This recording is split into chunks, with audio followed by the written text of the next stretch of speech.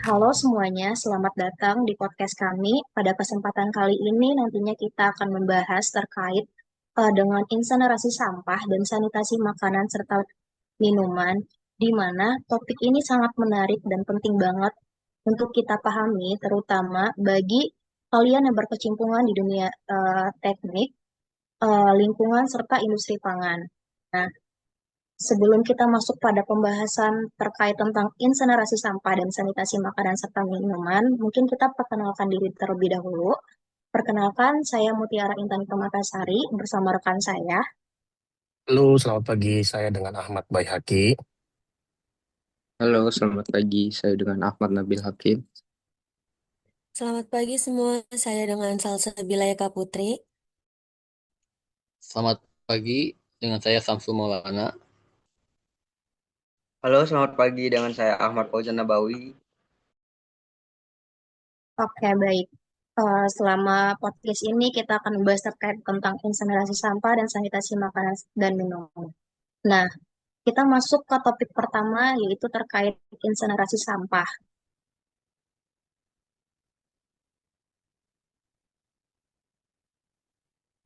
Oke, insinerasi sampah. Insinerasi sampah merupakan proses pembakaran terkendali pada suhu tinggi untuk mengelola limbah, terutama limbah padat, dengan tujuan untuk mengurangi volume dan sifat berbahayanya. Proses ini menggunakan alat yang bernama insinerator, di mana limbah akan dibakar secara oksidatif pada kisaran suhu 850 derajat Celcius hingga 1400 derajat Celcius. Tujuan utama dari insinerasi ini merupakan untuk menghancurkan atau menonaktifkan zat berbahaya dalam limbah, serta mengurangi volume limbah hingga tersisa hanya sekitar 10% berupa abu.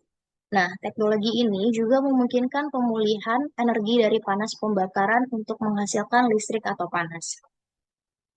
Nah, insinerasi ini juga diterapkan dalam berbagai konteks. Yang pertama itu pada pengelolaan sampah perkotaan untuk mencegah penumpukan sampah di tempat pembuangan akhir.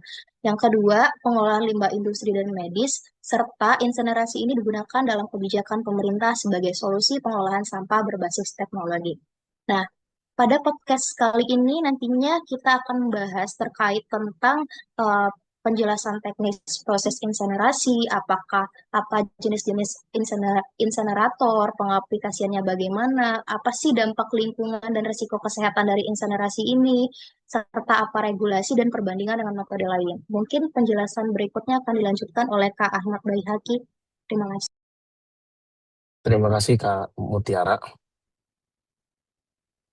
Baik, untuk penjelasan selanjutnya terkait dengan apa sih teknis dari proses insinerasi itu sendiri. Proses insinerasi ini berlangsung di dalam insinerator, yang umumnya terdiri dari beberapa komponen seperti di dalam ruang bakar utama, untuk pembakaran awal, kemudian ruang bakar kedua ini untuk memastikan pembakaran sempurna, sistem pendinginan gas, unit kontrol polusi udara, cerobong, dan juga sistem kontrol operasi.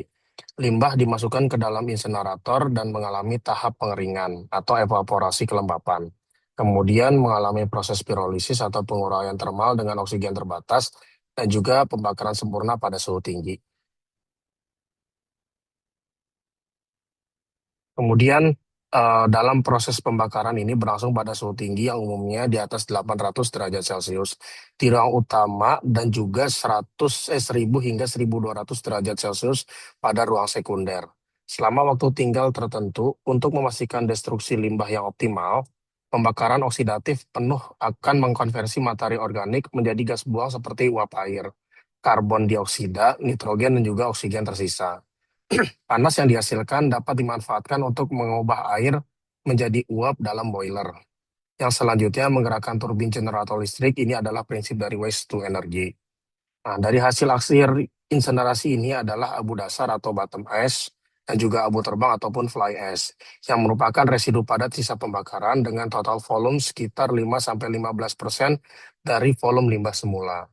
Abu dasar biasanya relatif tidak terlalu beracun dan dapat dimanfaatkan terbatas, misalnya sebagai bahan bangunan dan sebagainya.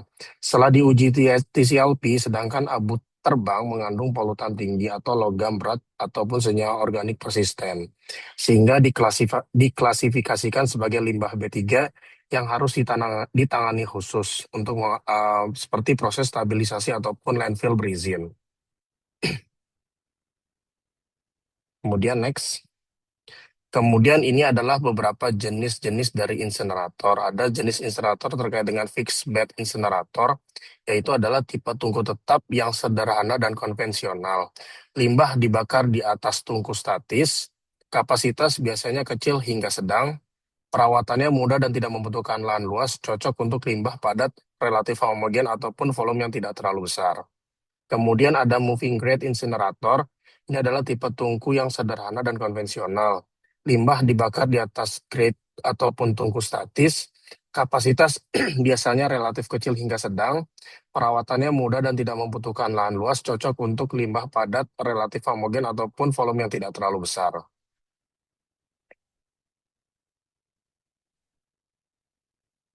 Kemudian ada fluidized bed incinerator, yaitu memanfaatkan lapisan pasir yang dihembus udara sehingga berfungsi sebagai fluida.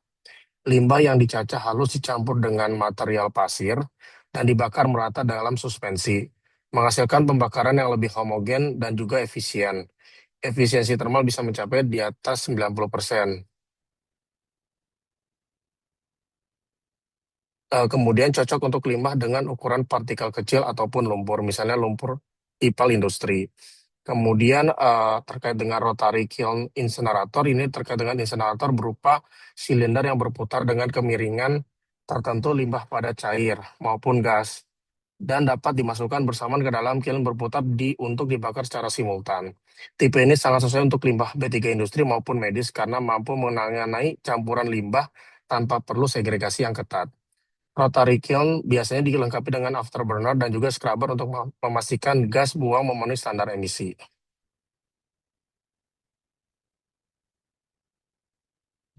Dan yang terakhir ini terkait dengan kontrol air incinerator, yaitu adalah insinerator 2 tahap yang biasanya digunakan untuk limbah medis. Pembakaran berlangsung 2 tahap. Tahap pertama, pembakaran tidak sempurna dengan oksigen yang terbatas untuk mengurangi volume dan menghasilkan gas pirolisis. Tahap kedua, gas tersebut dibakar sempurna dengan suplai udara berlebih. Desain ini meminimalkan terbentuknya asap hitam dan cocok untuk menghancurkan limbah yang bersifat infeksius. Untuk selanjutnya akan dibawakan oleh Mas Ahmad Nabil. Terima kasih. Ya, terima kasih Mas Baihaqi. Di sini saya akan menjelaskan tentang aplikasi insinerator. Aplikasi insinerator banyak diterapkan di industri untuk pemusnahan hazardous waste atau limbah B3 seperti sisa bahan kimia, sludge minyak, obat-obatan kadaluarsa, dan limbah farmasi. Rumah sakit menggunakan insinerator skala kecil atau sedang untuk membakar limbah medis, sisa biologis, jarum suntik, APD sekali pakai, agar menurunkan risiko infeksi. Pada skala perkotaan, insinerator digunakan di PLTSA guna mengurangi volume sampah kota sambil menghasilkan listrik. Misalnya, di Singapura terdapat 4 fasilitas incinerasi yang mengolah 8.200 ton sampah per hari dan memasok listrik sampai 150 meter watt ke jaringan di sektor lain.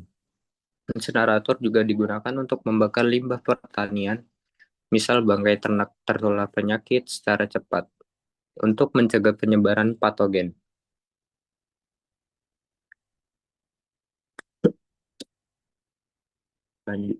Selanjutnya ada dampak-dampak lingkungan dan resiko kesehatan. Pembakaran limbah secara incinerasi menghasilkan gas buang dan residu yang dapat berdampak pada lingkungan jika tidak dikendalikan. Emisi udara utama dari cerobong insinerator meliputi partikulat atau debu asap, gas asam seperti sulfur dioksida atau SO2, nitrogen oksida atau NOx, dan hidrogen klorida atau HCl. Dari pembakaran limbah berklorin serta uap logam berat volatil seperti merkuri. Jika perangkap penyaring tidak memadai, polutan ini dapat mencemari udara dan berpotensi menyebabkan gangguan pernapasan, iritasi, atau keracunan pada manusia di sekitarnya. Salah satu perhatian terbesar adalah terbentuknya senyawa dioksin dan furan atau PCDD yang sangat beracun dan persisten, terutama bila insenerator dioperasikan pada suhu terlalu rendah atau tanpa kontrol emisi memadai. Dioksin dan furan dapat terakumulasi di rantai makanan dan dikaitkan dengan risiko kanker, gangguan sistem hormon, serta masalah perkembangan. Insenerator modern dirancang untuk mencegah pembentukan dioksin, misalnya dengan menjaga suhu lebih dari 850 derajat Celcius dan memasang sistem pendingin gas cepat atau coens agar gas buang turun di bawah 200 derajat Celcius dalam 2 detik.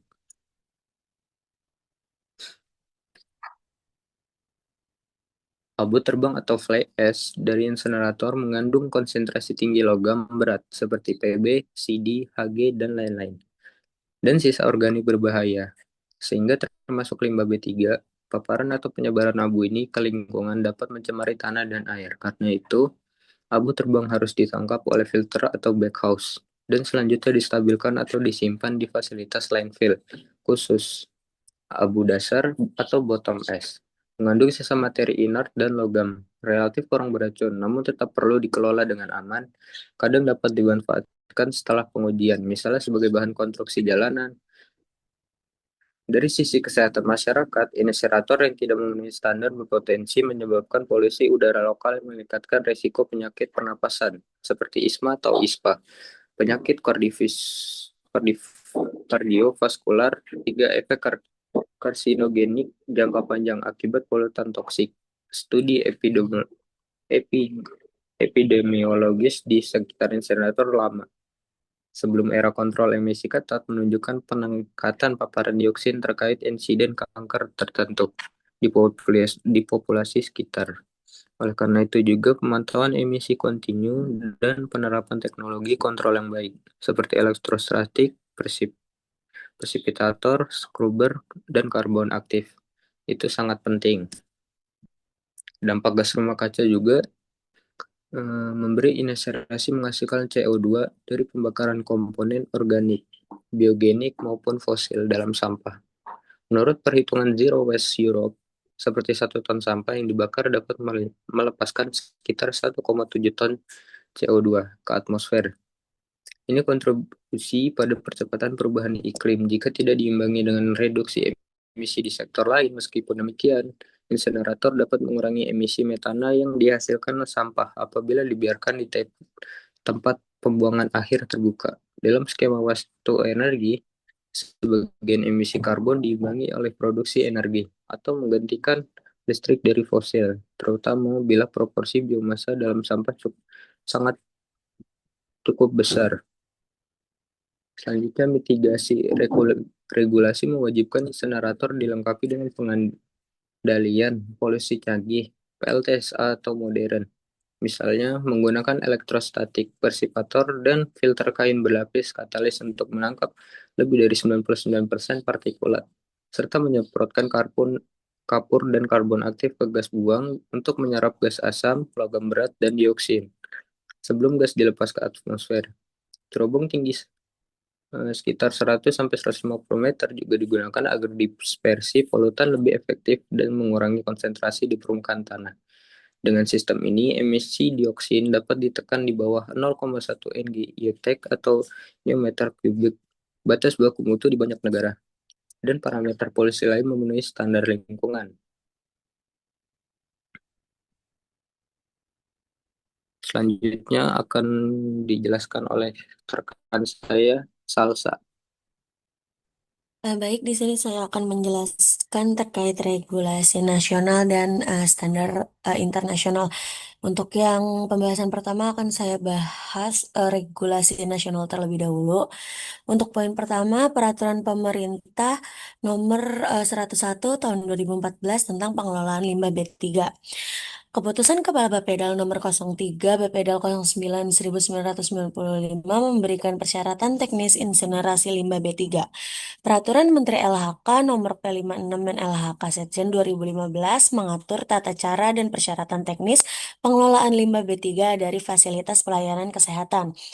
Peraturan Menteri Kesehatan Nomor 7 Tahun 2019 tentang Kesehatan Lingkungan Rumah Sakit, Standar Nasional Indonesia atau SNI 8423 Tahun 2017 terkait revisi terbaru SNI 8423 tahun 2023 mengatur spesifikasi insinerator untuk pembakaran sampah domestik dan limbah B3.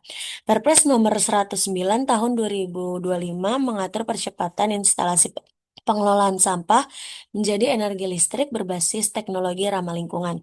Sementara untuk standar internasionalnya ini ada eh, European Union Industrial Emissions Directive, kemudian ada Environmental eh, Protection Agency melalui Clean Air Act menetapkan New Source Performance Standards untuk insenerator limbah padat dan maksimum achievable kontrol teknologi standar untuk insenerator limbah B3. Setelah itu yang terakhir ada Konvensi Stockholm nomor 2000 tahun 2001 terkait perjanjian internasional ini mendorong negara-negara mengurangi pelepasan persisten organic pollutants seperti dioksin atau furan.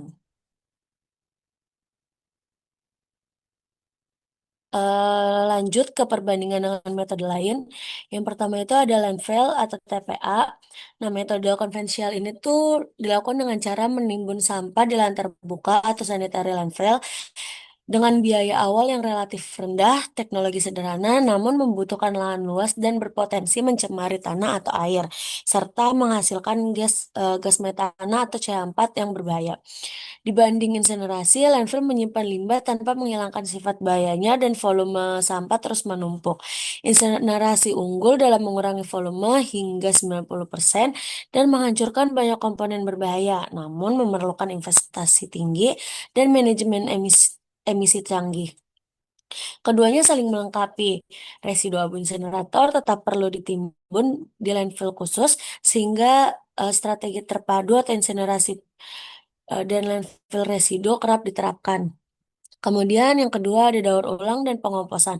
Metode berorientasi pemanfaatan kembali material sesuai hierarki 3R atau yang biasa teman-teman tahu itu reduce, reuse, recycle. Insinerasi tidak menggantikan kebutuhan daur ulang. Justru program 3R ini sebaiknya dioptimalkan terlebih dahulu untuk mengambil material bernilai seperti plastik, kertas, logam, dan lain sebagainya. Dan mengolah limbah organik jadi kompos atau biogas. Insenerator idealnya menangani sampah sisa yang tidak dapat didaur ulang. Keunggulan insinerasi adalah mampu menangani sampah residu secara cepat dan menghasilkan energi. Tapi kelemahannya itu kalau si sampahnya yang seharusnya bisa didaur ulang malah dibakar, maka potensi pemulihan sumber dayanya itu akan hilang karena pemilahan di sumber oleh masyarakat itu sangat penting agar insenerator hanya menerima sampah residu. Selanjutnya poin yang ketiga, anaerobic digestion dan RDF itu untuk sampah organik basah, pengelolaan biologis seperti anaerobic digestion atau pencernaan anaerob, itu dia dapat menghasilkan biogas sebagai energi dengan emisi yang lebih besar dibanding insinerasi sampah basah.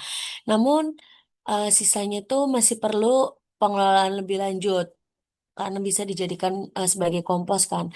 Teknologi RDF ini mengubah sampah kering bernilai kalori tinggi menjadi pelet atau bahan bakar padat yang bisa dibakar di clean cement atau pembangkit. Pendekatan RDF dan CO Firing di pabrik semen ini bisa mengurangi beban insinerator. Insinerasi langsung lebih sederhana, tak perlu prapengolahan rumit, tetapi MBT atau RDF mengekstrak lebih banyak material berguna sebelum sisanya dibakar. Kesimpulan yang bisa diambil itu kombinasi pendekatan mekanis biologis dan insinerasi dapat meningkatkan efisiensi sistem pengolahan sampah secara keseluruhan. Poin selanjutnya itu terkait pirolisis dan gasifikasi. Keduanya adalah metode termal alternatif dengan sedikit atau tanpa oksigen. Pirolisis ini memanaskan sampah menghasilkan padatan seperti arang, cairan minyak pirolisis, dan gas sintesis. Sedangkan gasifikasi mengkonversi sampah menjadi syngas atau CO atau H2 yang dapat dibakar bersih. Keduanya menjanjikan emisi dioksin lebih rendah dan produk energi yang dapat dimanfaatkan. Namun penerapannya masih menghadapi tantangan teknis dan jarang berhasil pada skala besar dengan sampah campuran. Contohnya PLTSA Benowo di Surabaya menggunakan gasifer ternyata menghasilkan listrik jauh di bawah kapasitas karena sensitif terhadap sampah yang heterogen dan basah. Banyak negara akhirnya lebih memilih insinerator mass burn yang terbukti andal dibanding gasifer yang efisiensinya rendah pada kondisi nyata. Kemudian ada autoclave atau sterilisasi. Alternatif non pembakaran untuk limbah infeksius medis adalah autoclave uap bertekanan. Limbah dibersihkan dari patogen, tapi wujudnya tetap ada sehingga perlu dibuang, biasanya ke landfill aman. Keunggulannya tidak ada emisi dioksin karena tidak ada pembakaran. Kekurangannya, volume limbah tidak berkurang signifikan dan tidak menghancurkan senyawa kimia. Insinerasi di sisi lain langsung menghancurkan jarum, jaringan, obat, chemical berbahaya, dan mengurangi volume drastis, tetapi menghasilkan emisi yang perlu dikendalikan. Dalam praktik, kombinasi digunakan limbah infeksius umum di autoklav, sedangkan limbah medis dan anatomi farmasi atau sitotoksik diinsinerasi di fasilitas sentralisasi dengan kontrol emisi. Yang terakhir ada stabilisasi dan solidifikasi. Untuk limbah B3 anorganik, contohnya lumpur logam berat, abu insinerator itu sendiri, metode stabilisasi kimia atau solidifikasi dengan semen sering digunakan daripada insinerasi. Insinerator tidak dapat menghancurkan logam berat, tetapi logam itu hanya berpindah ke abu. Jadi untuk jenis limbah ini solidifikasi lebih tepat agar kontaminan terperangkap dan tidak larut di lingkungan. Ini menunjukkan bahwa insinerasi bukan solusi tunggal untuk semua limbah, melainkan bagian dari sistem terpadu bersama metode fisika kimia lainnya. Oke, baik. Jadi mungkin saya simpulkan dari materi insinerasi sampah, insinerator merupakan teknologi pembakaran bersuhu tinggi untuk mengurangi volume limbah dan menghancurkan bahan berbahaya. Dengan adanya kontrol dan emisi serta regulasi yang ditetapkan, insinerasi ini bisa menjadi bagian penting dari sistem pengelolaan sampah modern, terutama untuk limbah yang tidak dapat didaur ulang. Oke, kita lanjut pada materi berikutnya, yaitu sanitasi makanan dan minum. Untuk sanitasi makanan dan minuman, mungkin pada bertanya, apa sih itu sanitasi? Jadi sanitasi pangan merupakan upaya untuk menjaga kebersihan lingkungan, pengelolaan, serta peralatan agar pangan aman untuk dikonsumsi. Ini juga mencakup pembersihan dan desinfeksi selama pemprosesan, penyimpanan, hingga penyajian untuk mencegah kontaminasi mikroba penyebab penyakit. Nah, pentingnya dari sanitasi ini ialah yang pertama, untuk sistem sanitasi yang baik dapat mencegah foodborne illness atau penyakit akibat makanan. Yang kedua, menjaga mutu produk dan memenuhi standar keamanan makanan.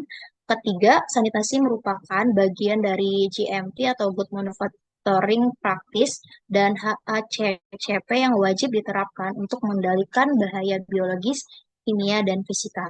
Untuk penjelasan selanjutnya terkait dengan reaksi kimia dan mikrobiologi serta konsep kontrolnya mungkin akan dilanjutkan oleh Kak Samsul.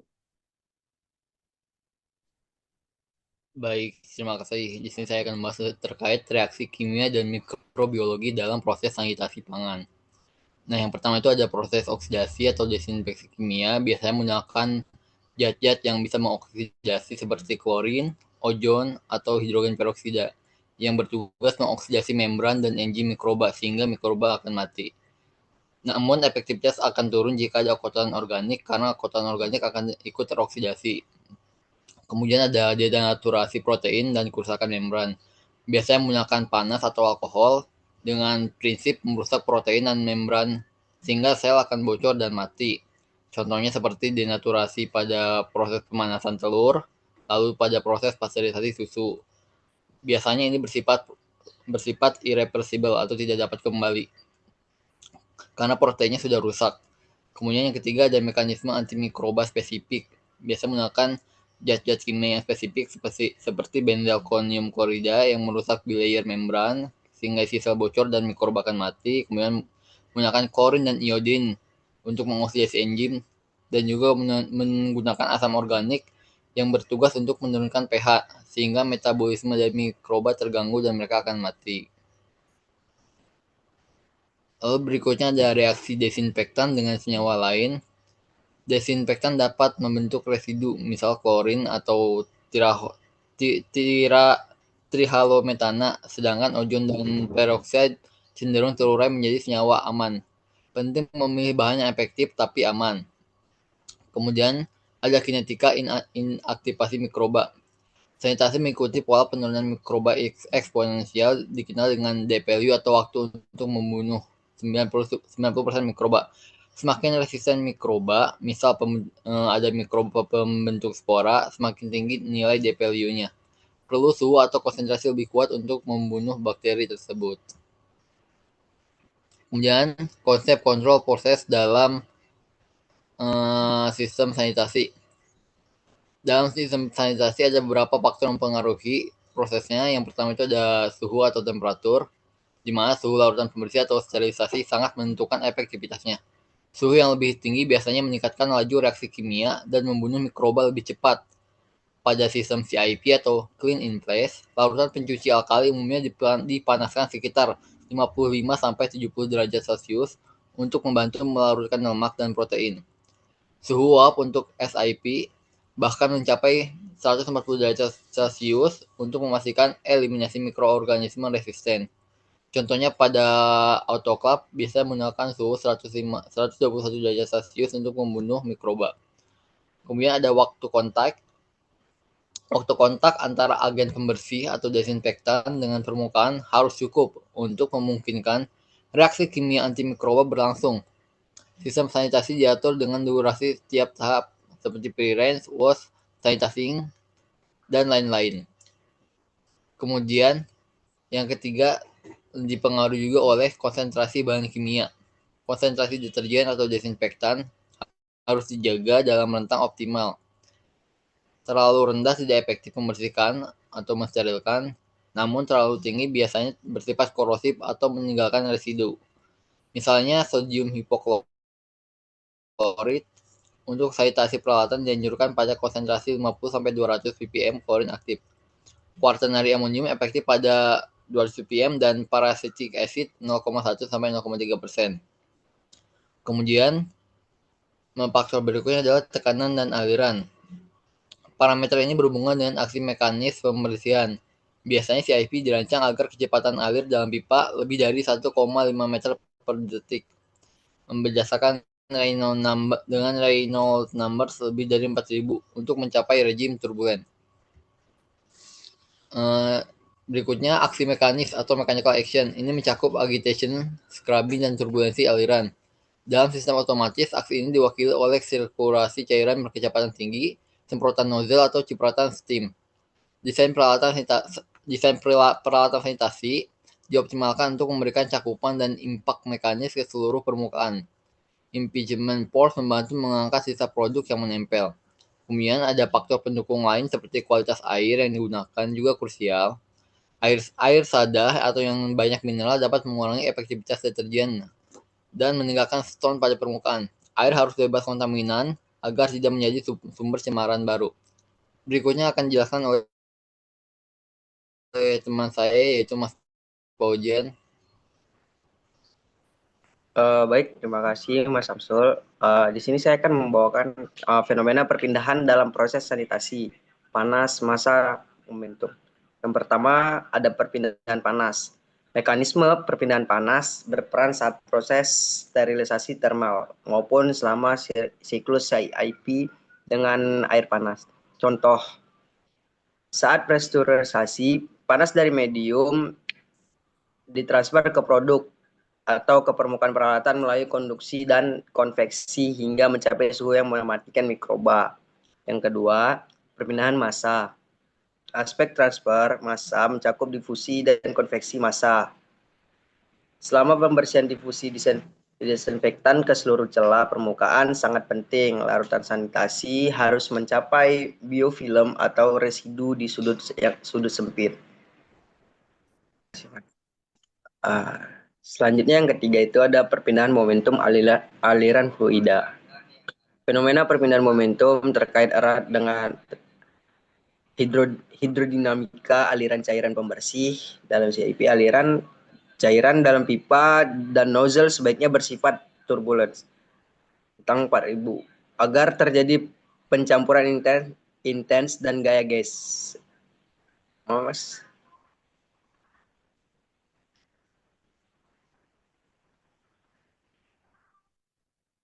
Yang ketiga ada perpindahan momentum. Fenomena perpindahan momentum terkait erat dengan hidrodinamika. Aliran cairan pembersih dalam CIP, aliran cairan dalam pipa dan nozzle sebaiknya bersifat turbulence. Tentang 4000 minus 4. Agar terjadi pencampuran intens dan gaya gesek pada dinding permukaan. Yang keempat ada keterkaitan ketiga fenomena. Ketiga fenomena perpindahan di atas saling berhubungan dalam praktik sanitasi. Misalnya aliran turbulen tidak hanya membersihkan secara mekanis, tetapi juga meningkatkan distribusi panas dan kimia ke seluruh permukaan. Next.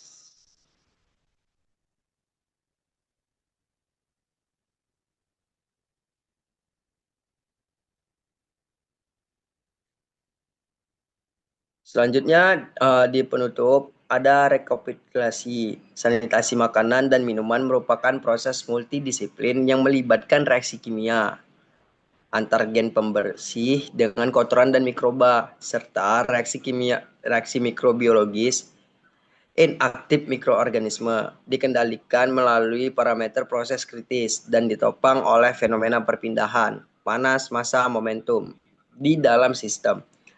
Selanjutnya ada penerapan praktis. Di industri nyata, prinsip-prinsip tersebut terwujud dalam sistem seperti CIP atau SIP. Otomatis yang terprogram penggunaan sanitizer sesuai dosis dan MSDS pemantauan HCP CCP untuk suhu atau konsentrasi sanitasi dan validasi pembersihan.